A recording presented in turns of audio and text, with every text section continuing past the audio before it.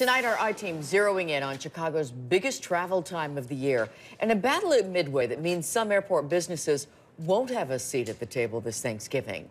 Investigative reporter Chuck Gowdy joining us tonight with the story. Kathy, there are some winners already in the battle at Midway, open for business in those coveted spots at the Southside Airport. The losers left out of the 15-year deal include fast food giant McDonald's, the iconic company based here in Chicago. And tonight, the city, their contractors, and McDonald's all giving different reasons why there are no golden arches at Midway.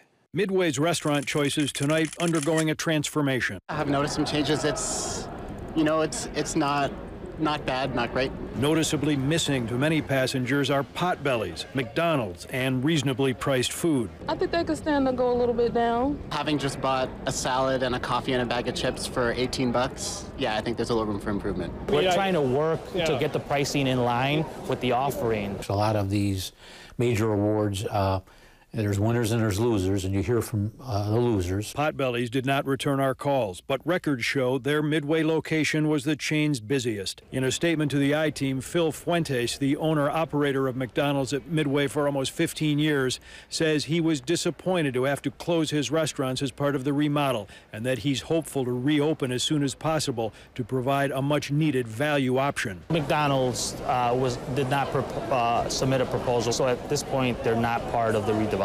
SSP America, the new company running concessions, says McDonald's did not meet the requirements to participate in the proposal. McDonald's says that is categorically untrue, that it was a business decision by Midway Partnership, an LLC with three main partners, Vantage, Hudson Group, and SSP. We're committed to spending $75 million in capital throughout the development, and that is a colossal number in its own right. So if you ask me for comparisons, there aren't. In 2015, Mayor Rahm Emanuel announcing the Midway Modernization Program, part of the plan including doubling the square footage of concession and retail space. Midway Partnership won that bid. During 3 days in May, the first changes were made. The overnight change allowed us to transform some of the businesses, infuse the airport with some new names, faces, and brands. We're going to have continued development here for the next couple of years. What they see now is just temporary. The project doubles the number of concession jobs and makes room for new Chicago restaurants that might not be known yet to travelers, such as Big and Little's and Arami, both signed up by SSP. I can't wait for more than Chicagoans to actually have my food, because I think they're going to love it. It's huge for the brand. I mean, I really think it'll help us put us on the map to become like a solid Chicago restaurant establishment. It's certainly flattering, to be part of the project and to be a restaurant that's selected to represent the city. These renderings shared with the I-Team show the first real phase of the 3-year renovation that will begin in January. Even with the basic changes made last May, revenue is up 7% over this time period last year.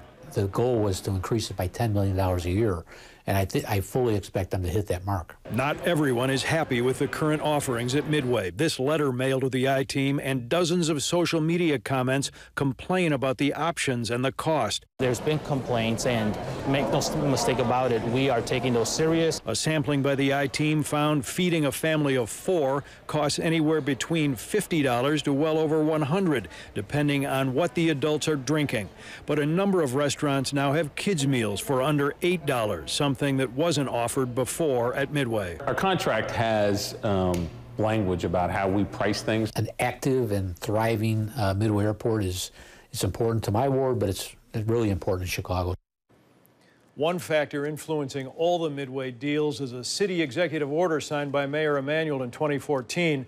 That order requires employees working under city contracts to make at least $13 an hour and applies to the Midway concession and retail deal. And guess what? People who have been asking, is there finally going to be a Starbucks at Midway? The answer is no. The city says it's not part of the deal. No Starbucks. Wow.